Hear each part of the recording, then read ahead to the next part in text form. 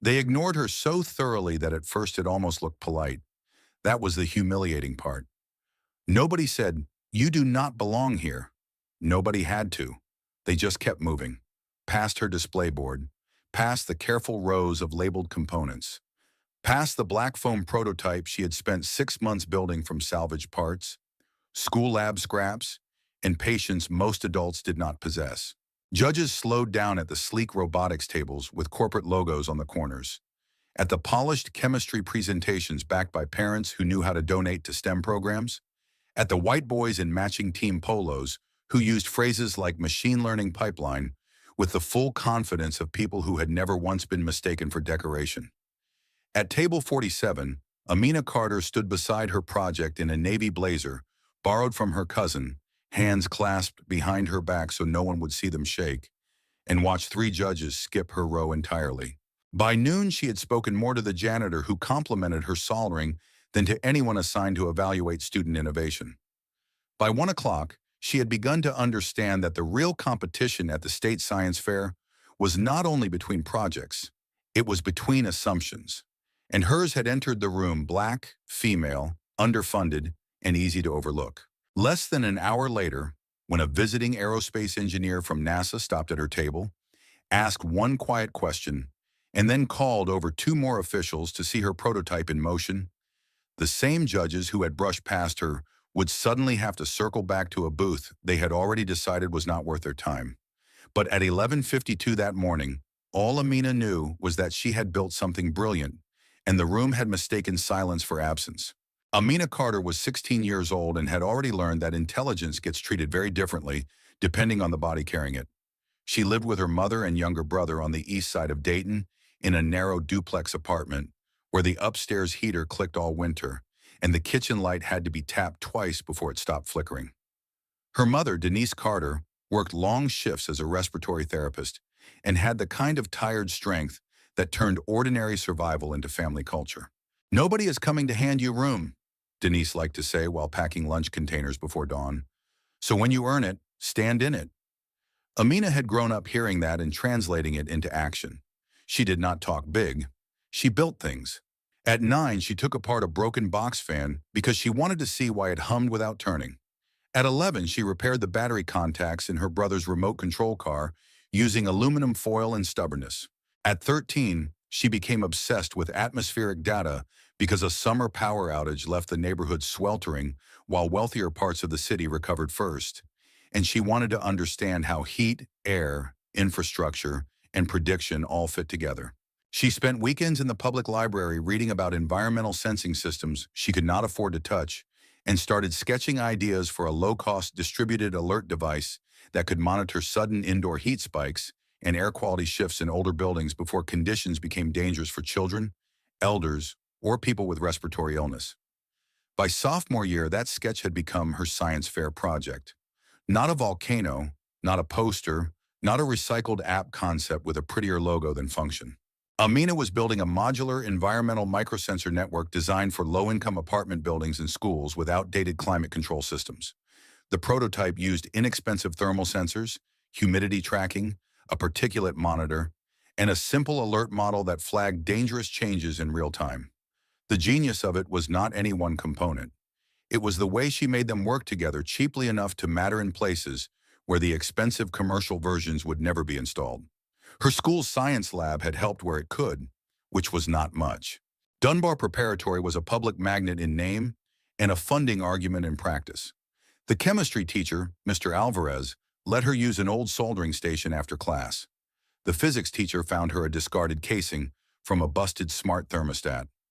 A retired neighbor downstairs gave her a toolbox full of mismatched screws and called her "Little Engineer" until she was old enough to roll her eyes at it. But most of the real work happened at the kitchen table between homework, bus schedules, and her brother Malik asking if she was building spy tech again. The State Science Fair, held that year at the Convention Center in Columbus, was the first time Amina had ever seen how unevenly innovation gets dressed before it is judged. Rows of gleaming booths, corporate banners, school districts that clearly had private sponsorship because their students wore embroidered jackets and displayed prototypes on laser-cut platforms. Parents hovered just beyond the official lines pretending not to coach, Teachers from affluent suburban schools moved in packs, discussing college pipeline opportunities like they were discussing weather. Amina came with a tri-fold board, one rolling case, one prototype base station, and Ms. Freeman, the only assistant principal in Dunbar's history to treat science fair students like athletes before a championship. Ms. Freeman was black, late 40s, glasses on a chain, and the kind of administrator who believed in students with enough ferocity to make underfunding seem personally rude. She had helped Amina fill out travel forms, fought for a stipend that barely covered fuel, and packed extra granola bars in her own purse because state fairs always feed the wealthy-looking children first. She believed in preparation and side eyes. When they arrived at table 47 and saw that the neighboring schools had custom vinyl backdrops and touchscreen demos, she looked at Amina's modest setup once and said, "Good, let them underestimate it." Amina tried to smile.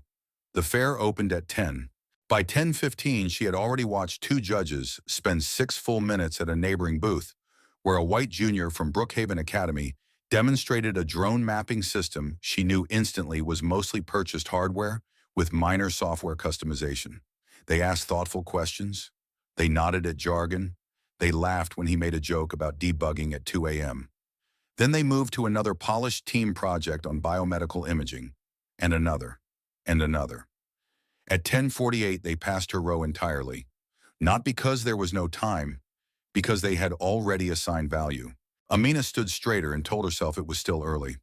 At 11:10, a different judge stopped 3 tables away, glanced toward her booth, then turned to a project titled Adaptive Aquaponic Yield Optimization, built by 2 white boys from a private academy. She heard one of the boys say, "We had some help from my dad's lab," and watched the judge beam as if resource inequality were a charming extracurricular detail. So is this more of a social awareness? So is this more of a social awareness project? Amina answered very calmly, "No, sir. It's a functioning sensor network." He nodded without listening and drifted away toward a rocket propulsion poster with glossy graphics. By 11:52, she had not had a single formal judging conversation. That was when invisibility starts becoming physical. Your feet hurt differently. Your throat dries out. You begin to hear every burst of laughter from better-funded booths as confirmation of a script you were supposed to transcend by talent alone. Amina had prepared for difficult questions, skepticism about her calculations, maybe even dismissiveness about the scale of her work. She had not prepared for being professionally overlooked in slow motion. The janitor who spoke to her was named Ron. He was mopping a drink spill near the aisle and stopped long enough to peer at the prototype casing. "You built that?" he asked. "Yes, sir." He nodded appreciatively. "That's clean wiring." It was the first useful comment she had heard all day. "Thank you." He pointed with the mop handle. "That for apartments? And schools.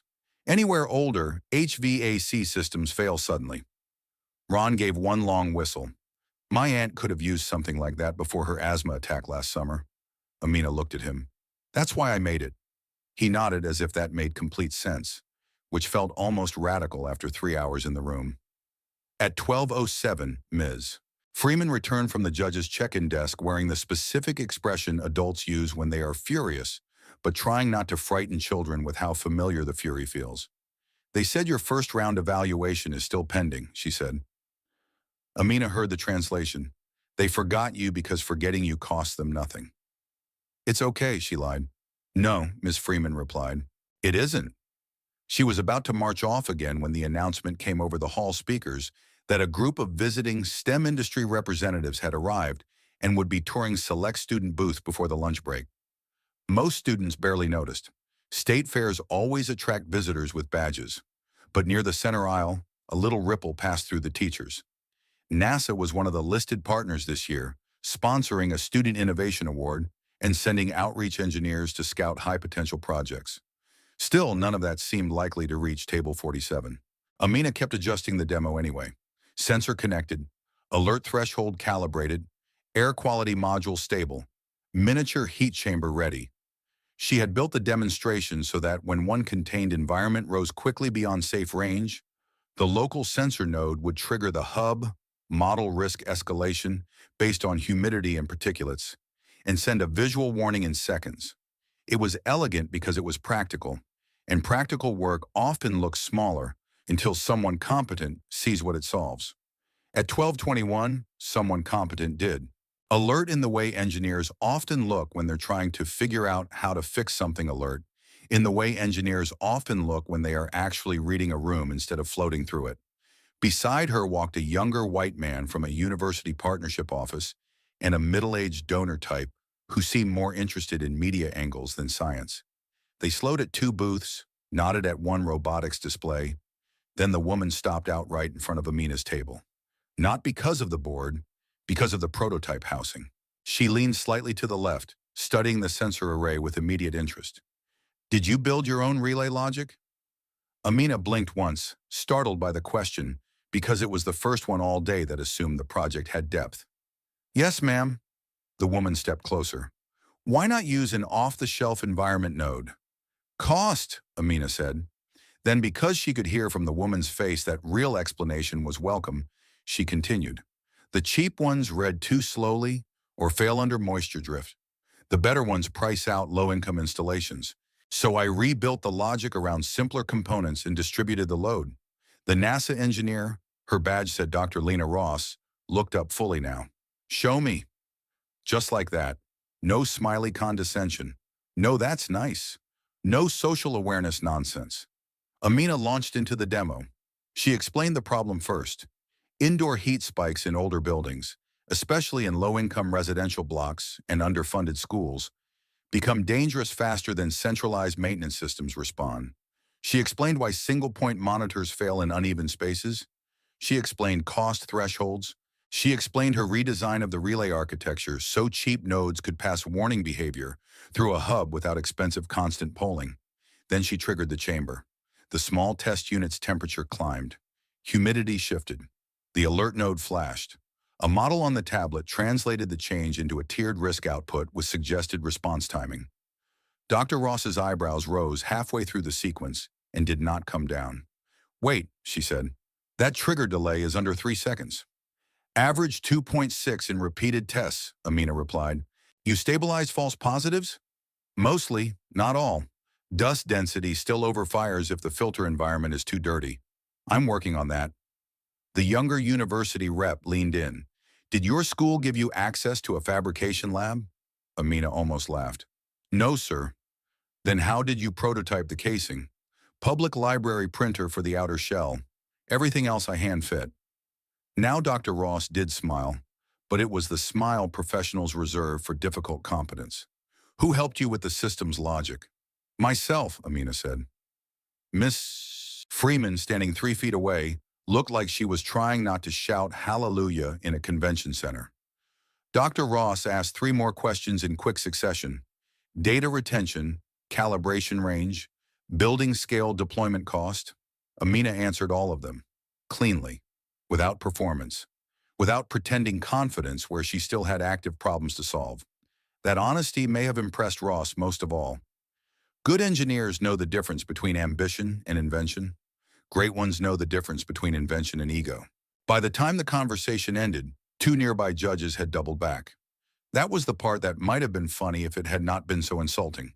They had not found her by merit. They had found her by reflected importance. Suddenly, booth 47 was worth standing near because someone with NASA on her chest had stopped there long enough to create value in the room's eyes. Dr. Ross noticed immediately. So did Amina. Ross turned slightly and said, in a voice not loud but impossible to misunderstand, has this student been formally evaluated yet? One judge, a white chemistry professor with a maroon tie, said, we were just about to. No, Miss Freeman said before he could finish. She wasn't. Silence. Dr. Ross looked at the judges, then at the board, then back at Amina. That seems like a serious oversight. The professor reddened. His colleague, a white woman with a district STEM badge, muttered something about scheduling congestion.